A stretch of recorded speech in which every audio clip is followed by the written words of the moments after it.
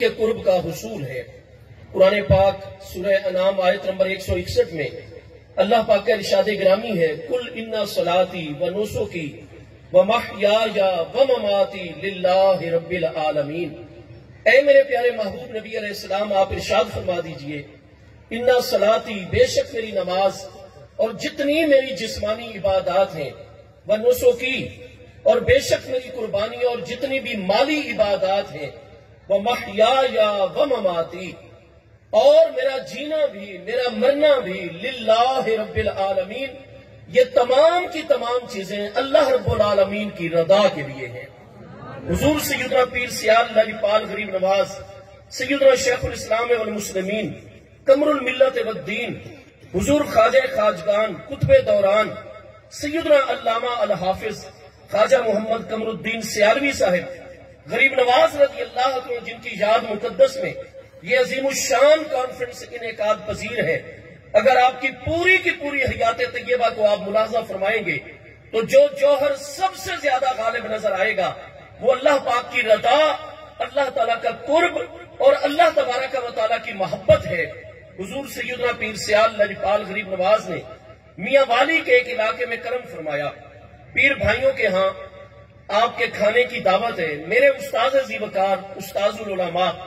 علامہ سیدی بشیر احمد فردوسی صاحب دامت برکاتہ العالیہ، جن سے میں نے صرف پڑھنے کا شرف حاصل کیا، آپ فرماتے ہیں کہ میری خوش قسمتی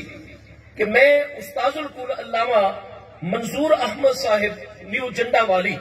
آپ کے ہاں پڑھ رہا تھا۔ جب مجھے پتا چلا کہ حضور سیدنا شیخ الاسلام غریب نواز رضی اللہ عنہ قدم رنجہ فرما رہے ہیں، میں آپ کی خدمت میں حاضر ہوا۔ مجھے یہ شرف ملا کہ میں اس جماعت میں حاضر ہو گیا جہاں اپنے سب کے ساتھ اجتماعی کھانا تناول فرمایا۔ صاحب دعوت اٹھ کر تھوڑی دیر کے لیے اجازت لے کر کسی کام سے اندر گئے۔ صاحب دعوت کے جانے کے بعد سب حاضرین کو حضور شیخ الاسلام غریب نواز نے ارشاد فرمایا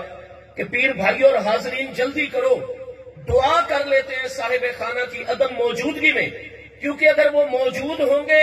تو عین ممکن ہے دعا کرتے ہوئے کسی کے دل میں خیال آ جائے کہ صاحب خانہ اس دعا سے خوش ہو جائے۔ نہیں، ہر کام اللہ کی رضا کے لیے ہونا چاہیے۔ ان کے آنے سے پہلے جلدی دعا کر کے فارغ ہو جاتے ہیں، پھر ان کے حق میں بھی بعد میں دعا کر دیں گے۔ استاد صاحب فرماتے ہیں ہم سب کو، کیونکہ ہم طالب العلم تھے، حضور شیخ الاسلام غریب نواز نے یہ تعلیم عطا فرما دی کہ ہمارے جتنے بھی امور و معاملات ہونے چاہیے وہ صرف اور صرف اللہ پاک کی رضا کے لیے ہونے چاہیے۔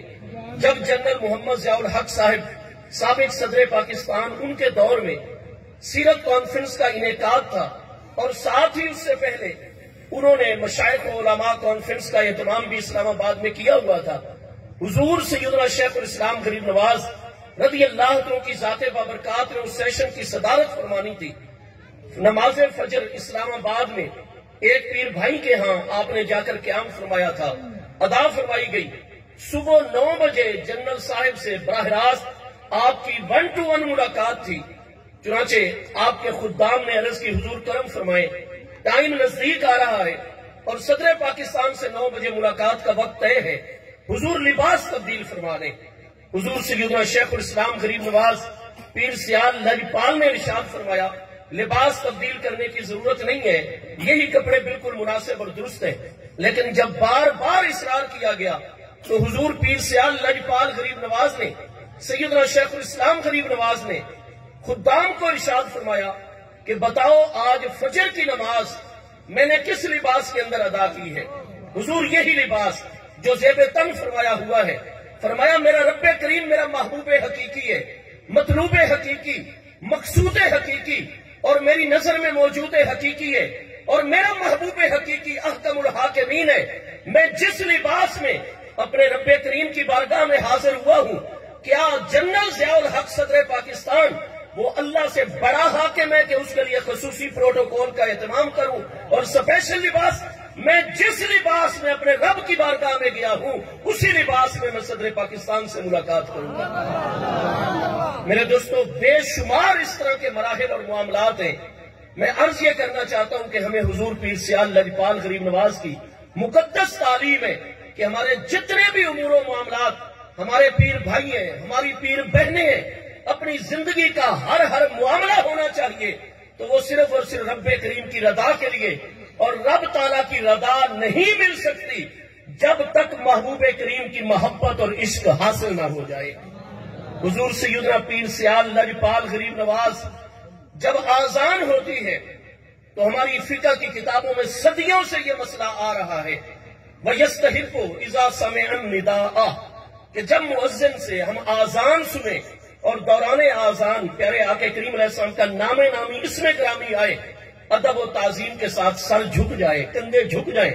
مجسمہ ادب و نیاز امتی بن جائے، اپنے دونوں ہاتھوں کے انگوٹھوں کے ناخن چوم کر تعظیماً اپنے آنکھوں کی پلکوں پر رکھے جائیں اور زبان سے صلی اللہ علیہ یا رسول اللہ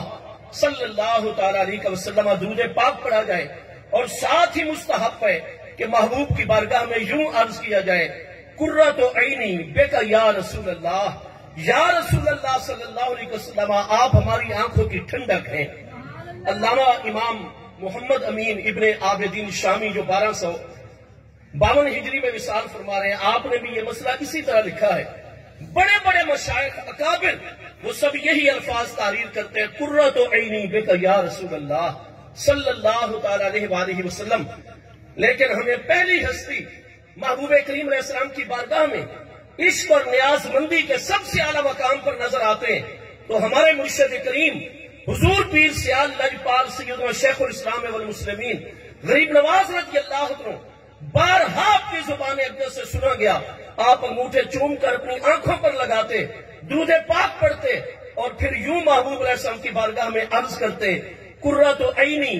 بے تراب نیال اقدام کا یا رسول اللہ، میرے آقا آپ کے قدمین طیبین مطہرین اقدسین کے ساتھ جس نالین شریفین اور جوڑے مبارک کو شرف حاصل ہے، آپ کے حضور ان نالین مقدس کے ساتھ لگنے والی مٹی مبارک مجھ محمد قمر الدین کی آنکھوں کی ٹھنڈک ہے۔ اور جب آپ پہلی دفعہ زیارت حرم مدینہ سے فیض یاب ہوتے ہیں، محبوب کریم علیہ السلام کی بارگاہ کے ساتھ وہ معاملہ کہ جب حرم کعبہ میں پہلی مرتبہ داخلہ ہوا تو حضور شیخ الاسلام غریب نواز نے توجہ فرمائی اور اپنے پیر بھائی اور خدام کو فرما دیا، میں مکہ مکرمہ میں خانہ کعبہ شریف مسجد حرام شریف اس راستے سے داخل ہوتا ہوں جس راستے سے میرے پیارے مصطفیٰ کریم علیہ السلام قدم رنجہ فرماتے ہیں۔ آپ اسی راستے سے تشریف لے گئے اور جب خانہ کعبہ شریف سامنے آیا، حضور پیر سیال لجپال سیدنا شیخ الاسلام غریب نواز رک گئے اور اپنے پیر بھائیوں کی طرف اور خدام کی طرف توجہ فرما کر فرمانے لگے کہ جب فلاں موقع پر ہمارے پیارے آقا کریم علیہ السلام ہجرت کے وقت تشریف لے گئے اور ذی قعدہ سن 7 ہجری میں عمرۃ القضاء کے موقع پر جب محبوب علیہ السلام حرم شریف میں آپ نے قدم رنجہ فرمایا یہاں جہاں ہم کھڑے نا اس نورانی مقام پر ہمارے آقا جلوہ گر ہوئے اور کعبہ نے محبوب کا دیدار فرمایا۔ آج تک ہم تمام سیرت طیبہ کی کتابوں میں پڑھتے ہیں کہ محبوب علیہ السلام عمرۃ القضاء پر فلاں راستے اور باب سے داخل ہوئے تھے، فلاں دروازے سے، اور محبوب علیہ السلام نے خانہ کعبہ شریف پر پہلی نظر، لیکن میں قربان جاؤں ہمارے تمام پیر بھائیوں پیر بہنوں کے لیے قیامت تک کے ہر مسلمان کے لیے درس ہے، کتابوں میں یہ معاملہ نہیں، وجہ یہ ہے کہ حضور شیخ الاسلام غریب نواز اور ہمارے پیر سیال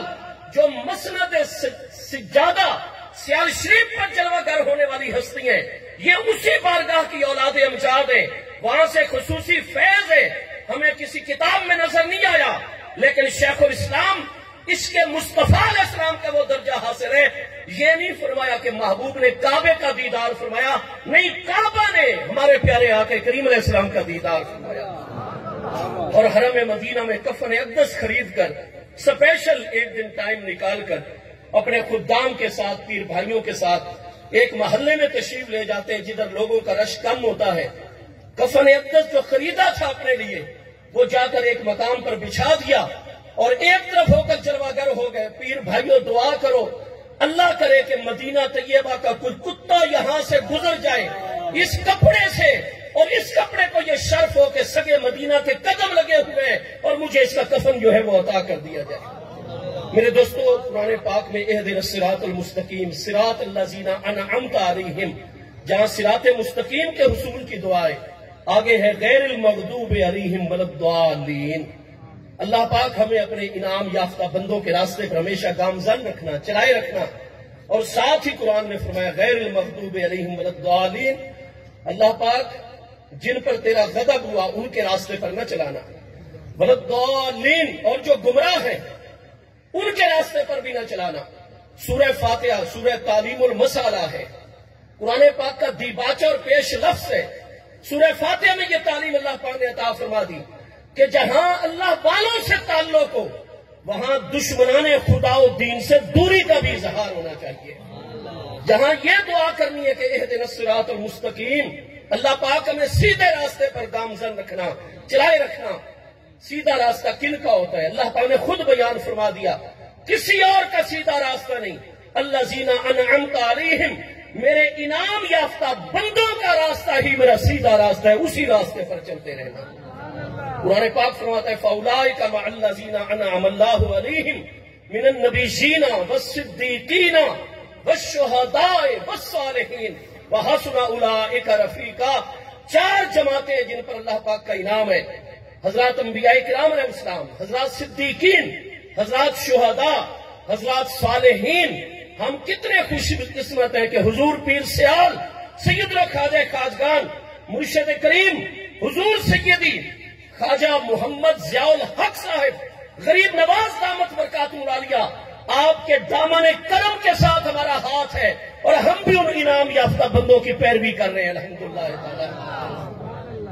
انعام یافتہ بندوں کا راستہ قرآن نے فرمایا سیدھا راستہ ہے، پھر آگے تعلیم دی غیر المغضوب، صرف سیدھے راستے کی دعا ہی نہیں کرنی، ساتھ جو مغضوب ہیں جن پر اللہ کا غضب ہو چکا ہے، ولا الضالین جو گمراہ لوگ ہیں، ان کے راستے سے دوری اور نفرت کا اظہار بھی کرو کہ یا اللہ ہمیں کبھی ان کے راستے پر نہ چلانا۔ حضور پیر سیال نریپال میرے پیارے آقا کریم علیہ السلام کی تعلیمات کے فیضان کا سب سے بڑا مرکز آباد کرنے والی ہستی ہیں، آپ کی بھی تعلیم ہے۔ اعلیٰ حضرت سیالوی غریب نواز رضی اللہ تعالی عنہ کی ذات بابرکات کہ اس وقت عرب و عجم کے اندر اگر آپ اس دور کے مشائخ افغانستان کو دیکھیں گے، آپ مشائخ بر صغیر کو دیکھیں گے، سنٹرل ایشیائی ریاست کے بڑے بڑے مشائخ کو دیکھیں گے، آپ کو سب بیک زبان یہی کہتے ہوئے کتابوں میں نظر آئیں گے کہ اس وقت ایک ہی ہستی سیال شریف میں حضور خواجہ خواجگان سیدنا خواجہ محمد شمس الدین شمس العارفین سیالوی غریب نواز کی ذات بابرکات ہے۔ اگر کوئی کامل شیخ طریقت جس پر لفظ شیخ بولنا چاہیے تو وہ ایک ہی ہستی ہے دنیا میں، خواجہ محمد شمس الدین سیالوی صاحب غریب نواز رضی اللہ عنہ کی ذات بابرکات۔ اس کریم بارگاہ سے لے کر آج تک آستانہ عالیہ سیال شریف کا یہی جامع فیض ہے کہ جہاں اللہ والوں کی غلامی کرتے ہیں وہاں ہم جو اللہ والوں کے دروازے سے دور ہوں ان سے بھی مکمل دوری اور برات کا اظہار کرتے ہیں۔ میرے دوستو آج ہی حضور سیدنا مرشد کریم خواجہ خواجگان سیدی الحاج علامہ جو اتنا مسائل میں احتیاط کرتے ہیں کہ کسی مسئلے کی تحقیق کا معاملہ ہے، میرے حضور غریب نواز، میں آج مختلف جگہ پر حاضر ہوتا ہوں طالب علم، لیکن وہی درہ امتیاز حضور پیر سیال کی آل طیب کا آ رہا ہے، خود آپ کتابیں منگوائیں گے، خود اس میں عبارت ملاحظہ فرمائیں گے، خود تحقیق فرما کر ایک نتیجے پر ہو کر ہم غلاموں کی آپ رہنمائی فرمائیں گے۔ آج آپ نے آب زر سے لکھا جانے والا وہ ملفوظ ارشاد فرمایا، آپ فرما رہے تھے کہ یہ فطرہ قادیانیت جو ہے یہ دجال کے فطروں میں سے فطرہ ہے، ہر مسلمان پر لازم ہے اس دجالی فطرہ قادیانیت کا رد کرنا۔ ہمارے پیارے محبوب علیہ السلام خاتم النبیین ہیں، قرآن پاک میں 100 آیات بینات ایسی ہیں جن میں اللہ پاک نے اپنے پیارے محبوب علیہ السلام کی شان ختم نبوت کو بیان فرمایا۔ میں آخری بات عرض کر رہا ہوں، کسی نئی وحی کی ضرورت تو تب پڑے، نئے رسول اور نئی نبی ہستی کی ضرورت اور نئی آسمانی ہدایت کی ضرورت تو تب پڑے کہ اگر خدا نہ خواستہ قیامت تک آنے والے جنوں انس کے لیے جتنے بھی زندگی کے چیلنجز ہیں، جتنے مسائل ہیں، جتنے امور و معاملات ہیں، اگر ان کا حل قرآن نہ دیتا ہو، اگر مصطفیٰ علیہ السلام کا دین نہ دیتا ہو، حالانکہ قرآن نے فرمایا الیوم اکملت لکم دینکم، ہمارا دین جامع دین ہے، قیامت تک انسانی زندگی میں جتنے مسائل اور چیلنجز درپیش ہوں گے، قرآن بھی ان کا حل عطا فرماتا ہے، محبوب کی سیرت و سنت مبارکہ بھی حل عطا فرماتی ہے۔ محبوب علیہ السلام آخری نبی ہے، 200 احادیث کریمہ، اس لیے حضور پیر سیال لاجپال غریب نواز، کیونکہ اسمبلی ایک حد تک گئی تھی، حضور شیخ الاسلام غریب نواز نے فرمایا تھا آج ہمیں گورنمنٹ اجازت دے، سورج بعد میں غروب ہوگا، ہم پہلے قادیانیوں کی اینٹ سے اینٹ بجا دیں گے۔ یہ فتنہ برداشت نہیں، چونکہ یہ مرتد لوگ ہیں۔ اللہ تبارک و تعالی ہمیں حضور پیر سیال لاجپال غریب نواز کی ہمیشہ نورانی تعلیمات پر عمل کرنے کی توفیق عطا فرمائے۔ حضور پیر سیال کے مبارک قدموں کی برکات اللہ تعالیٰ اس پورے علاقے کو ہمیشہ عطا فرماتا رہے، آمین۔ وما علیہ الا البلاغ۔